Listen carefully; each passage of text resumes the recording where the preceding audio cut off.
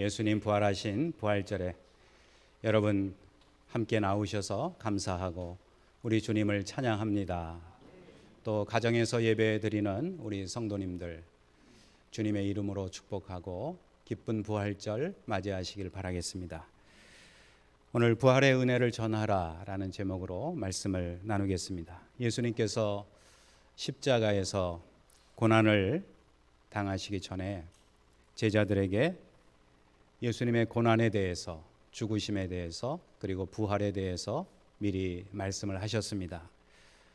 마태복음 16장에 보시면 내가 장로들과 대제사장들과 그리고 서기관들에게 고난을 받고 죽음을 당한 이후에 제3일에 살아나야 하리라고 말씀을 하셨습니다. 그럼에도 불구하고 예수님을 따르는 많은 사람들, 예수님의 12제자만 따른 것으로 우리는 그렇게 생각을 쉽게 합니다만 사실은 그렇지 않았습니다. 예수님을 따르는 사람들이 참으로 많이 있었어요. 익명의 제자들, 무명의 제자들이 많이 있었던 것으로 성경이 우리에게 알려주고 있습니다. 예수님의 제자들은 예수님이 십자가에 달려 죽으신다라는 사실을 주님이 말씀하시는 것을 매우 싫어했습니다. 특별히 수제자 베드로는 예수님을 밀쳐가면서까지 주여 그러하지 마옵소서라고 반대 의사를 분명히 표명하지 않았어요. 그리고 또 다른 제자들은 그러한 주님의 고난에 대해서는 아예 생각하기조차 싫어했던 것 같습니다. 그것을 인정하고자 하는 마음이 아예 없었던 것 같아요. 그런가 하면 예수님을 따르는 사람들 중에 수많은 여인들이 있었어요.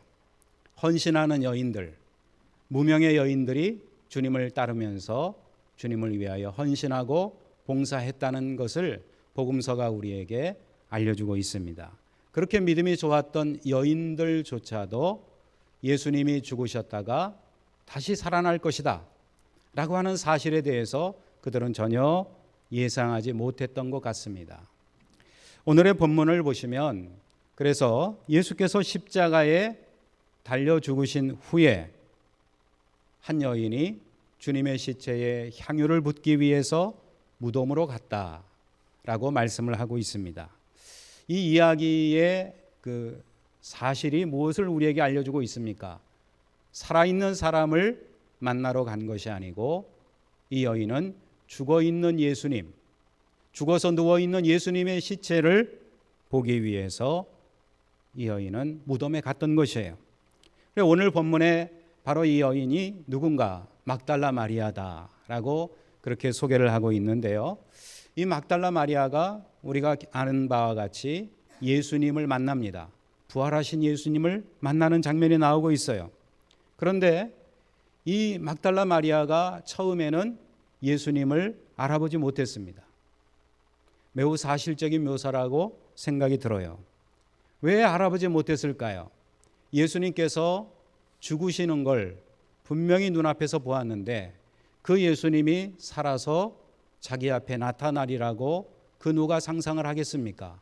나타나도 알아보지 못했던 거예요.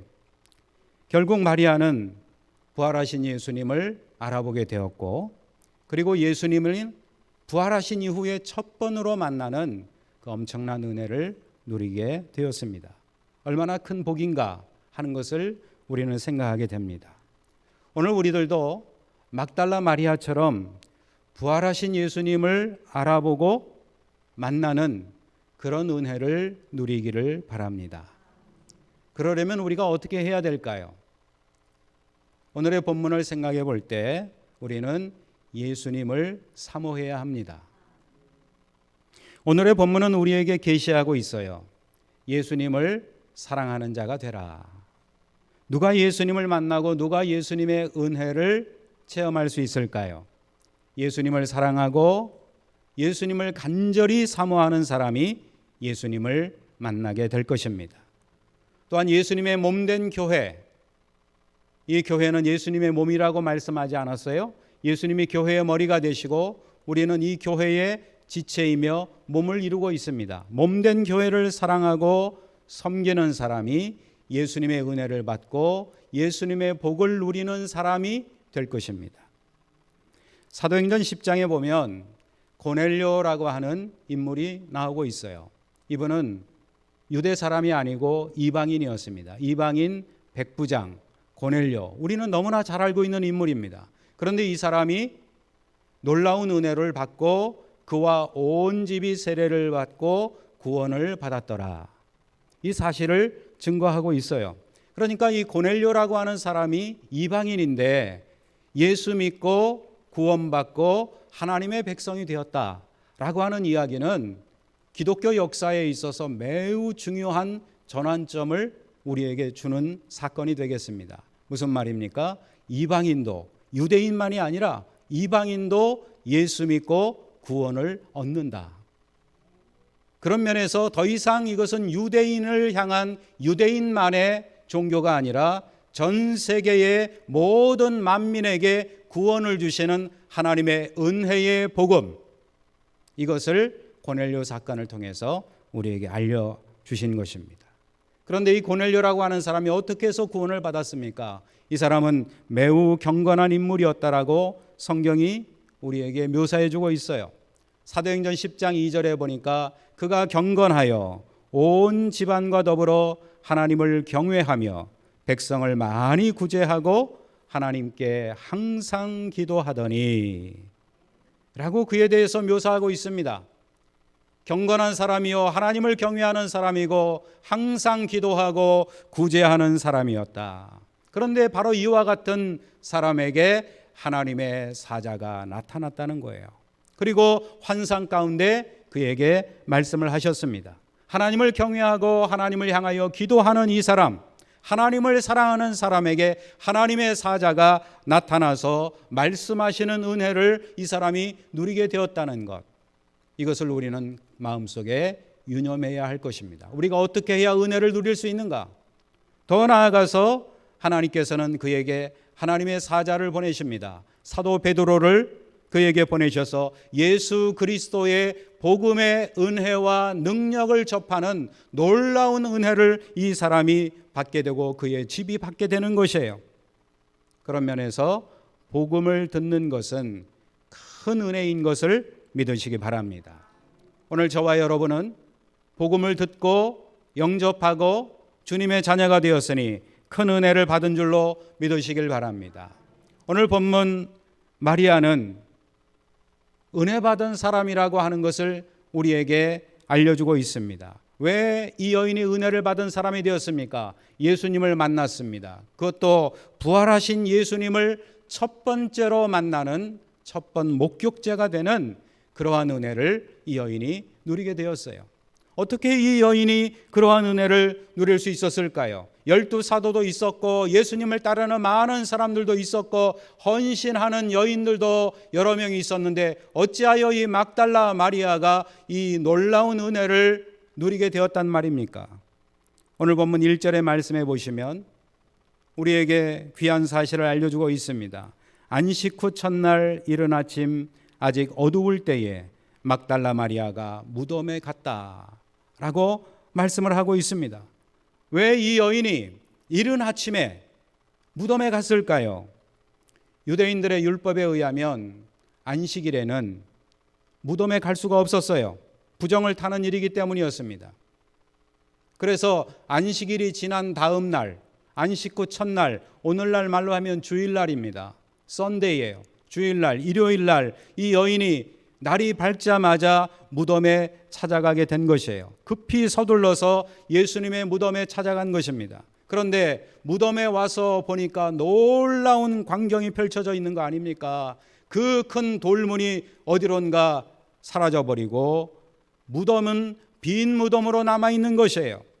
너무나 놀라고 당황한 이 여인은 그 무덤에 감히 들어가지를 못했습니다. 오늘의 본문을 보시면 이 여인이 얼마나 놀랐는가를 알 수가 있어요. 감히 그 무덤에 들어가지 못하고 그 길로 다시 달려갑니다. 어디로 달려갔을까요? 베드로 사도와 요한 사도에게 달려가서 이 사실을 알렸다라고 말씀을 합니다. 그랬더니 베드로와 사도 요한이 함께 달려왔다는 거예요. 얼마나 급박한 상황인가 하는 것을 알려줍니다. 함께 달려오는데 아마도 베드로가 좀 더 연장자고 사도 요한이 좀 더 젊은 사람이었던 것으로 알고 있잖아요. 요한이 훨씬 더 빨리 달려서 먼저 무덤 앞에 도착합니다. 그런데 아직 연소한 요한은 먼저 들어가지를 못했어요. 지난해인가 지지난해인가 제가 이 말씀을 자세하게 드린 기억이 납니다. 결국 베드로가 먼저 무덤 안에 들어갔습니다. 그래서 오늘 본문 6절로 7절의 말씀에 보시면 그 상황을 우리에게 알려주고 있는데 예수님의 시신이 없어졌어요. 그리고 세마포만 놓여 있는데 예수님의 머리를 싼 수건은 딴 곳에 쌌던 대로 그대로 놓여 있었다라고 하는 것입니다. 그런데 더욱 놀라운 것은 무덤 안을 이 두 명의 제자가 살핀 후에 베드로와 요한이 어떻게 했습니까? 그냥 돌아갔더라라고 이야기를 하고 있어요. 9절에 말씀하기를 그들은 아직 죽은 자 가운데서 살아나신 것을 알지 못하더라고 이야기를 하고 있지 않습니까? 그들은 특별한 반응도 없이 다시 돌아갔어요. 이게 어찌된 일입니까? 여러분 한번 그들의 입장이 되어서 생각해 보세요. 무덤에 갔는데 죽은 예수께서 그 예수님의 시신이 없어진 거예요. 무덤은 빈 무덤으로 남아있는 것입니다. 그러니 어떻게 해야 한다는 말입니까? 아무것도 할 일이 없는 거예요. 예수님의 시신을 찾을 길이 없다는 것을 직감한 베드로와 요한은 그대로 숙소로 돌아갔습니다. 어떻게 보면 남자들의 행동의 특징이 아닌가, 단순하기도 하고 직선적이기도 한 그들의 행동을 볼 수가 있어요. 한 명은 수제자이고 한 명은 가장 사랑받은 제자였다고 여기에도 그렇게 묘사를 하고 있는데 그런 행동을 하고 있습니다. 무책임한 행동 같지만 사실상 그들에게는 대책이 없었을 것입니다. 그런데 본문 11절 말씀을 보시면 막달라 마리아는 어떤 행동을 합니까? 마리아는 도저히 무덤을 떠날 수가 없었습니다. 그래서 이 여인은 무덤 밖에 서서 울고 있었다라고 본문은 묘사하고 있습니다. 그러다가 이 여인이 몸을 구부려서 무덤 속을 들여다보았습니다.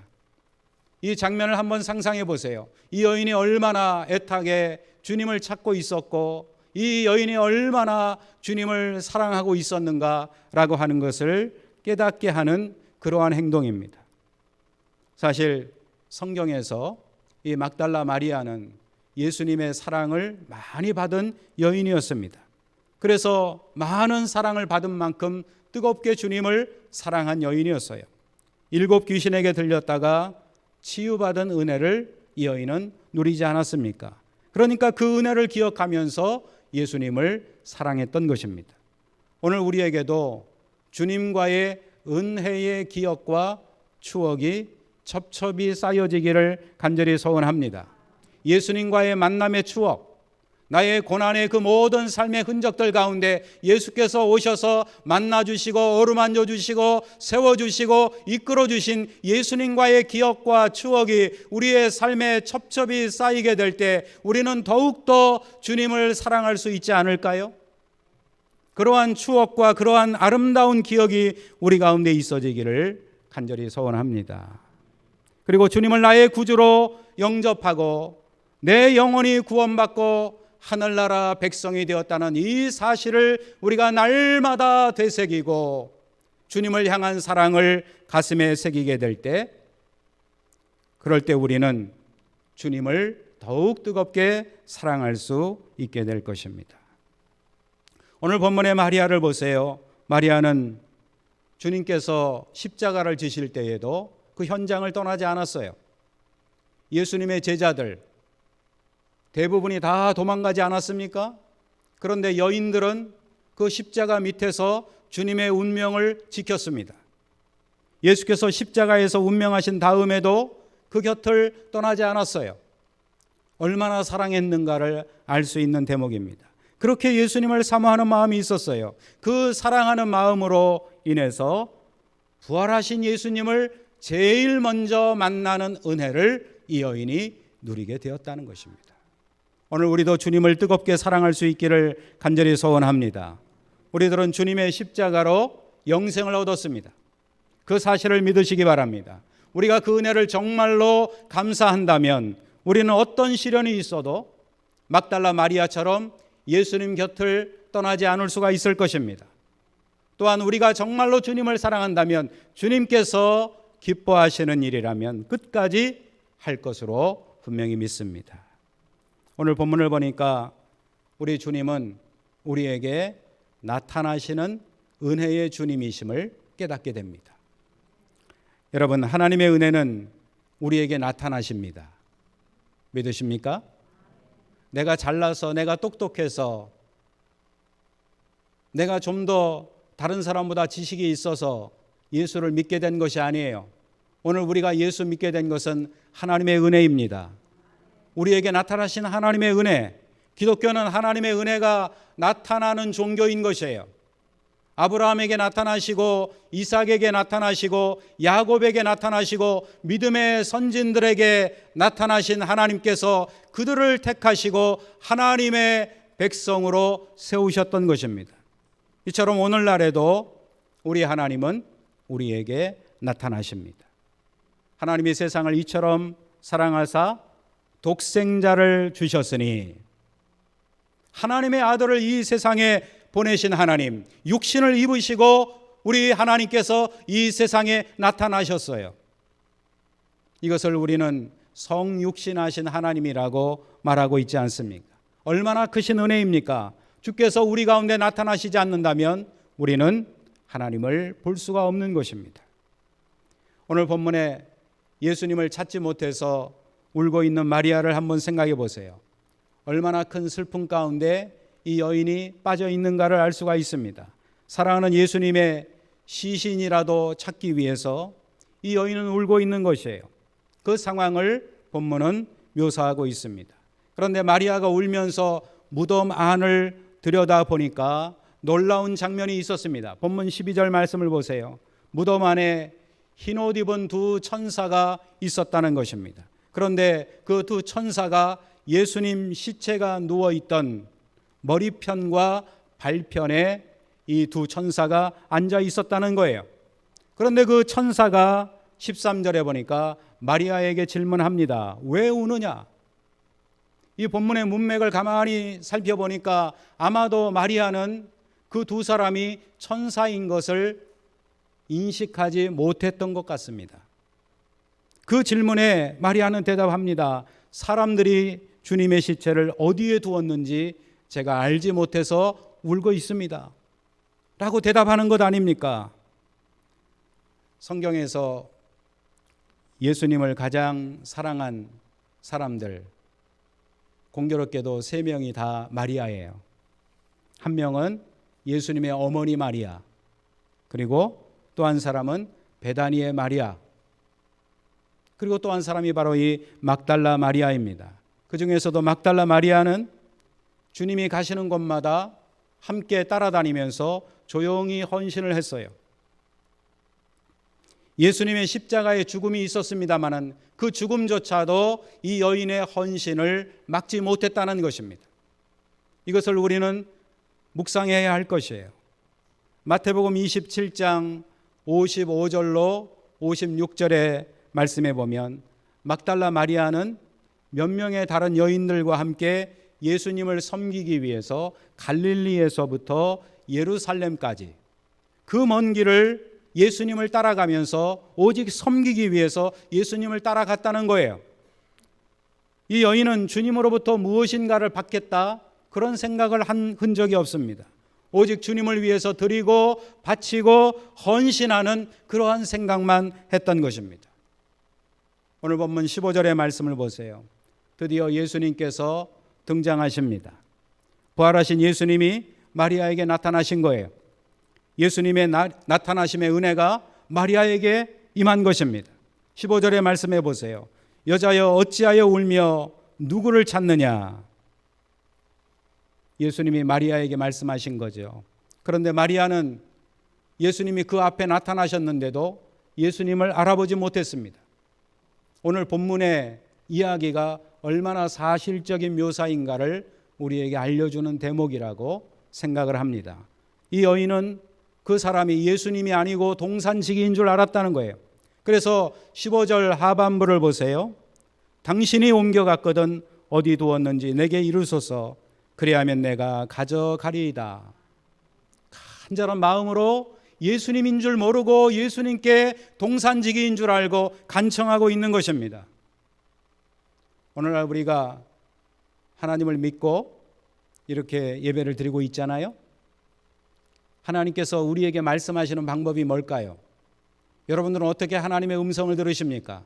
어떻게 하나님을 만나고 하나님께서 내게 말씀하시는 것을 어떻게 여러분들은 들을 수 있다고 생각하십니까? 성경에 보니까 그리스도께서 또 하나님께서 성령께서 그분의 백성들, 오늘 우리들을 부르시는 그 방법에 대해서 말씀을 하고 있어요. 그것이 무엇입니까? 우리 하나님은 말씀을 통해서 우리에게 말씀하십니다. 말씀을 통해서 우리에게 인격적으로 다가오시고 우리에게 말씀하시고 하나님의 뜻을 깨닫게 하십니다. 그래서 시편 1편에 말씀하지 않았어요? 주의 말씀을 주야로 묵상하는 자가 복이 있도다. 또한 우리 하나님은 직접 이름을 부르시기도 하십니다. 구약 성경이나 신약 성경에 우리 하나님은 직접 이름을 부르셔요.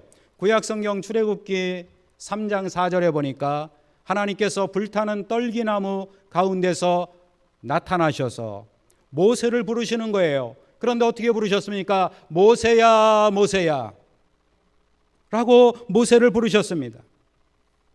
사무엘상 3장 10절에도 보니까 하나님께서 어린 사무엘에게 나타나셨는데 2번이나 사무엘을 부르는데 사무엘이 알아듣지 못했어요. 나중에 하나님이 또다시 나타나셔서 그를 부르십니다. 사무엘아 사무엘아. 이름을 부르시는 거예요. 신약 성경을 보세요. 다메섹 도상에서 사도 바울을 만나지 않았어요? 그때는 사도가 아니었죠. 예수를 핍박하는 사울을 만났을 때 예수님 뭐라 그랬습니까? 사울아 사울아 어찌하여 내가 나를 핍박하느냐 라고 말씀하지 않았습니까? 우리 주님께서 우리에게 말씀을 통해서 다가오시고 우리의 이름을 부르시는 것을 깨달으시기 바랍니다. 그런데 더욱 중요한 사실이 있어요. 양들은, 주님께 속한 양들은 목자의 음성을 알아듣는다는 것입니다. 그러므로 주님의 양들은 주님께서 부르실 때 응답하며 주께로 가까이 나아갈 수 있는 거예요. 오늘 우리가 주님의 음성이 들려지기를 간절히 소원합니다. 주님께 더 가까이 나아갈 수 있기를 간절히 바랍니다. 이렇게 부르시는 주님께서 지금 슬퍼하며 실망하고 있는 마리아를 부르신 거예요. 여기서 이야기를 좀 옮겨서 누가복음 24장의 사건을 생각해 보겠습니다. 엠마오 마을로 가는 두 제자들의 이야기가 누가복음 24장에 나와 있죠. 이 사람들은 12제자에 속한 사람들이 아니에요. 우리가 잘 알지 못하는 그나마 이 사람들의 이름은 성경에 나와 있습니다. 그런데 그들의 행적에 대해서는 우리가 알지 못합니다. 많은 사람들이 예수님을 따랐고 또 12제자만큼은 아니지만 예수님을 따라다니면서 근거리에서 아주 가까운 거리에서 예수님의 가르침을 듣고 놀라운 이적을 목격하고 예수님을 흠모하며 따랐던 제자들이었구나 라고 하는 것을 알 수 있는 대목이 되겠습니다. 그런데 그렇게 근거리에서 예수님을 따라다녔던 이 엠마오로 가는 두 제자 실망하고 돌아가는 거 아닙니까? 예수님이 십자가에 달려 죽으셨거든요. 실망하고 돌아가는 그 길 가운데 예수님이 그들과 동행하셨습니다. 그리고 그들에게 말씀하셨어요. 대화를 나누고 있는데 이상하게도 이 사람들이 예수님을 알아보지 못했다는 거 아닙니까? 왜 그랬을까요? 부정적인 생각에 사로잡히면 보이지도 않고 들리지도 않는 거예요. 깨달음도 없는 것입니다. 우리의 마음속에 부정적인 생각이 물러나기를 주님의 이름으로 축복합니다. 우리의 마음이 성령의 은혜로 열려지기를 원합니다. 빌립보에서 사도 바울이 말씀을 증거할 때에 성령께서 그들의 마음문을 열어서 빌립보 교회를 세우게 하신 그 놀라운 은혜의 역사가 오늘 우리 가운데도 있어지기를 간절히 소원합니다. 그렇게도 믿고 따랐던 예수님이 십자가에 달려 죽으시니까 그들의 마음이 닫히고 신앙의 문이 닫혀서 예수님을 알아보지 못했던 것이에요. 오늘 본문에 처음으로 예수님의 부활을 목격한 이 막달라 마리아도 예수님을 알아보지 못했습니다. 너무나 당연한 일이었다라고 생각이 듭니다. 그들에게 영적인 눈이 열려 있었다면 아마도 예수님을 알아볼 수 있었을 거예요. 여기서 우리는 생각해 봐야 합니다. 부활의 은혜를 누가 누릴 수 있는가? 부활의 은혜를 누리고 더 나아가서 부활의 증인이 되기 위해서는 우리가 어떻게 해야 될까요? 진리를 보는 눈이 우리 가운데 열려져야 하는 것입니다. 믿음의 눈이 열린 사람이 진리를 바라볼 수 있는 것이에요. 마리아는 예수 그리스도의 음성을 알아들었을 때 비로소 마음의 슬픔에서 회복될 수가 있었습니다. 이제는 더 이상 빈 무덤을 향하여 눈물을 흘리거나 슬퍼하지 않아도 되는 것이었습니다. 오늘 우리에게 필요한 것이 무엇입니까? 믿음의 눈이 열리는 것이에요. 부활하신 예수 그리스도를 바라보는 믿음의 눈, 영의 눈이 우리 가운데 열려지기를 간절히 소원합니다. 그리고 진리의 소리가 우리의 귀에 열려지기를 간절히 소원합니다. 예수님께서 주시는 희망의 메시지가 오늘 우리 가운데 들려지기를 간절히 소원합니다. 만약에 우리가 성공했다면 그 성공한 것도 주님의 은혜인 것으로 고백할 수 있기를 바라는 것입니다. 마지막으로 오늘의 본문은 우리에게 권면하고 있습니다. 부활의 은혜를 전하라. 오늘 본문 16절에서 예수님께서 마리아야 라고 말씀을 하셨어요. 그 음성을 듣고 막달라 마리아는 주님의 음성인 것을 알아차렸습니다. 제가 지난해에는 이 부분을 강조해서 여러분들과 나눈 기억이 납니다. 주님의 음성을 알아들었다는 거예요. 그 말씀을 요약하자면 평소에 주님의 말씀에 우리가 익숙해야 한다는 것입니다. 말씀을 읽고 듣고 묵상하고 적용하다 보면 주님의 음성이 우리의 삶 가운데 들려질 것이다. 그 주님의 음성을 알아듣고 마리아는 라보니여 선생님이여 라고 소리치면서 예수님 품에 안기려고 했습니다. 그때 우리 주님께서 본문 17절에 보세요. 뭐라고 말씀하셨습니까? 나를 붙들지 마라. 내가 아직 아버지께로 올라가지 아니하였느니라. 그리고 무슨 명령을 하셨습니까? 가서 형제들에게 전하라는 말씀을 주님이 하셨어요. 자, 이 말씀은 오늘 우리에게 매우 중요한 도전이 되는 말씀입니다. 오늘 우리는 신앙의 연륜이 오래되었던 또는 짧든지 항상 주님의 품 안에 안겨서 주님이 인도하시는 것을 소망할 때가 얼마나 많습니까? 내가 무엇인가 주님의 명령을 따라서 해보고자 하는 그러한 열정을 품기 전에 주님 품에 안겨 있기를 원하는 경우가 얼마나 많을까요? 그런데 우리 주님은 지금 말씀하시는 거예요. 너는 가서 전하라. 형제들에게 전하라 라고 말씀하고 있는 것입니다. 이 말씀은 무슨 말씀입니까? 오늘 우리가 부활의 증인이 되어야 할 것을 우리 주님이 말씀하시는 거예요. 오늘 우리의 정체성이 무엇입니까? 우리가 누구인가 라고 하는 것을 우리는 늘 잊지 말아야 합니다. 우리는 어떤 세상에 속한 단체에 속한 그런 사람들이 아니에요. 오직 예수님께 속한 그리스도인인 것을 잊지 마시기를 바랍니다. 우리의 가슴을 뜨겁게 하는 것이 무엇인가? 스스로에게 물어봐야 할 것입니다. 내 가슴을 뜨겁게 하는 것이 무엇인가? 주님의 말씀이 되어야 할 줄로 믿습니다. 성도는 무엇으로 그 가슴이 불타올라야 할까요? 주님의 말씀으로 우리의 가슴이 불타올라야 할 줄로 믿습니다. 엠마오로 가는 두 제자는 주님의 말씀을 들을 때에, 말씀을 풀어주실 때에 그들의 가슴이 뜨거워지는 것을 체험했다라고 말씀하지 않았습니까? 마리아가 어떻게 변화되었습니까? 이 마리아는 부활의 증인이 되었습니다. 그래서 18절에 보니까 이 여인이 뭐라고 말합니까? 내가 주를 보았다. 내가 주를 보았다. 이 증인이 우리 모두가 되기를 간절히 소원합니다. 말씀을 맺겠습니다. 우리도 마지막 날에 부활할 줄로 믿습니다. 오늘 우리들도 막달라 마리아처럼 부활하신 예수님을 만나고 마리아처럼 변화된 삶을 살아야 할 것입니다. 어떻게 변화되어야 할까요? 부활의 증인으로 변화되어야 합니다. 우리의 입술을 열어서 부활의 주님을 증거하는 증인이 되어야 할 것입니다. 그리고 우리의 입술을 열어서 아멘 주 예수여 어서 오시옵소서, 주님의 재림을 대망하는 이 재림의 소망을 다시 새롭게 해야 할 것입니다. 저와 여러분 모두가 부활의 증인이 되시기를 주의 이름으로 축원을 드립니다. 기도하겠습니다.